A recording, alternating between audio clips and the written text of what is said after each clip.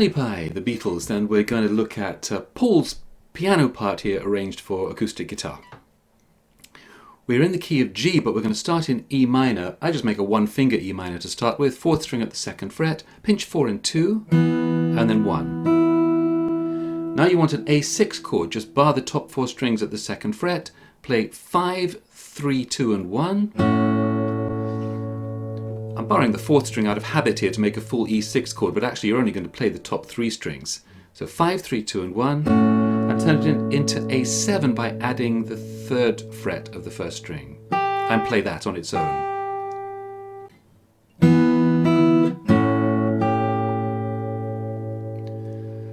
Now we're going to come up to a D9 chord, borrowing the top 3 strings at the 5th fret, 4, 3, 2 and 1. Add the 1st string at the 7th fret, play 3, 2 and 1, and then take that finger back off and 3, 2 and 1 back at the bar. Now of course this introduction is played without tempo, it's in free time. So, you know, if there is a sense of a count, it would be 1 and 2 and 3, E and. But you're best not to think of it in free time. Think of how McCartney sings this, and you can hear that the melody on the piano is exactly the same as the melody he sings.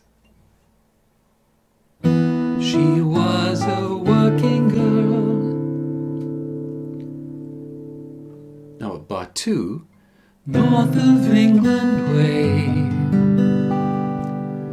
We've got a C minor which will just play with the 3rd string, a 5th string at 3 and the 4th string at 1, because we're going to start with the melody on the major 7th, the open 2nd string. So play 5, 4 and 2. And now we want 2 at the 1st fret. The easiest way to get that is to lie that index finger down to bar the 1st fret and play 2 at the 1st fret. Middle finger then takes 3 at the 2nd fret. Now all fingers except that one come away as you play 2 open and 4 open. If you take the bass out and just play the high line of that, you'll hear the melody. North of England way. Yeah, that's what you want to come through. But you've also got this C minor harmony. It resolves to a regular G chord, and just play up the arpeggio 6, 5, 4, 3, 2, 1. As quickly as you like, and imagine a pianist running his fingers up that arpeggio.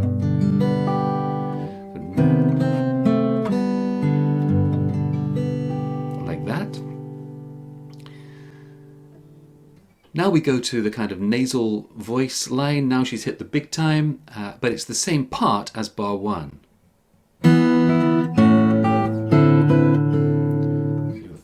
Now she's hit the big time. Yeah. Now, bar 4 of the tab then shows what the electric guitar is playing.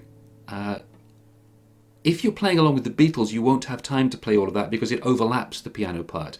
But playing a solo part, you might want to put it in. And if you do, because we're in free time, you can insert as much or as little as you like here. So we've just played the Now She's Hit the Big Time. You could add bar 4 if you like that, which the electric guitar is playing. That's a harmonic at the 12th fret of 1, 2, 3. Back to your 3-string bar at the 5th fret, play 4, 3, 2 and 1, and trill the 1st string to the 7th fret, so hammering onto 7 and pulling back off to 5 several times, landing back on 5. As many times as you like. So consider bar 4 to be optional. You can put it in if you want to. It's not the piano part, it's the electric guitar that's playing along. Now we get a variation on bar 2.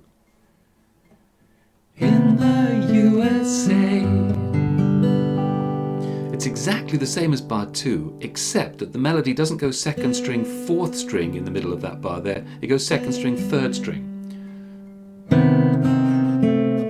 There, 3rd string, not 4th string, and the G arpeggio. Now some different music.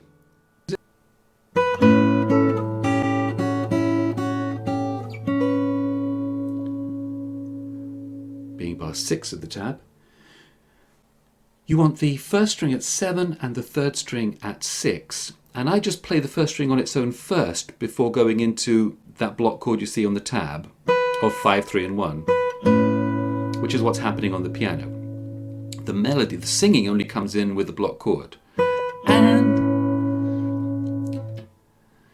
then take the little finger away and you want the first string at 5, middle finger stays in place. Again, 5, 3 and 1. No, just 3 and 1. So we've got 5, 3 and 1, 3 and 1.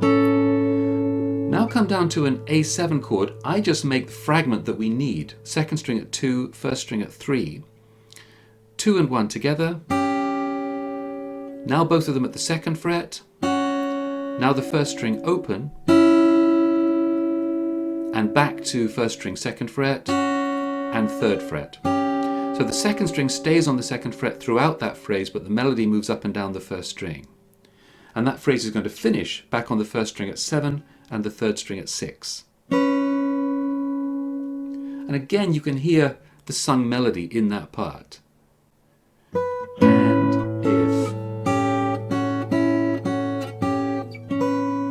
Yes, I hope you could hear the melody in there. And if she could only hear me. And the final phrase. This is what I'd say. We're outlining a D7 chord here. You want the third string at 5, first string at 5, 4, 3 and 1. Now the first string back to the third fret and leaving the third string at the 5th fret, 3 and 1. Now outlining a D7 chord. You can make a full D7 chord if that's easier for you. You just need second string at 1, first string at 2, play 1 and 2, and open the first string, leaving the second string in place. And then that finger now comes up to the third fret of the second string, and you add in the third string at the 5th fret, 4, 3 and 2. Again, you can hear the melody of this is what I'd say. Then you pause, and the electric guitar, as shown in bar 9, plays this.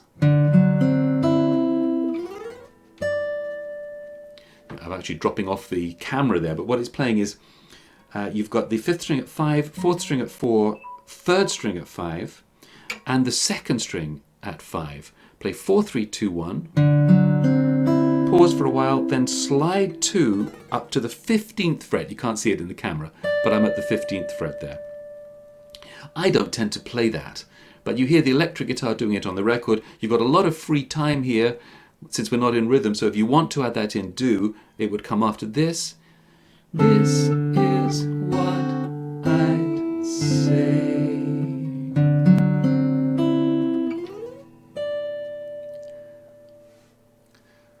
I tend to just hold that one, say, and then into the bass drum. Whoop. That one. Where you're playing 4. 5 at the 3rd fret, 2nd fret, open. And you want to stop each of those after you've played it. D, d, d, yeah? Now that is in rhythm, counting 1 and 2, 3, 4, 1 as the main song arrives. This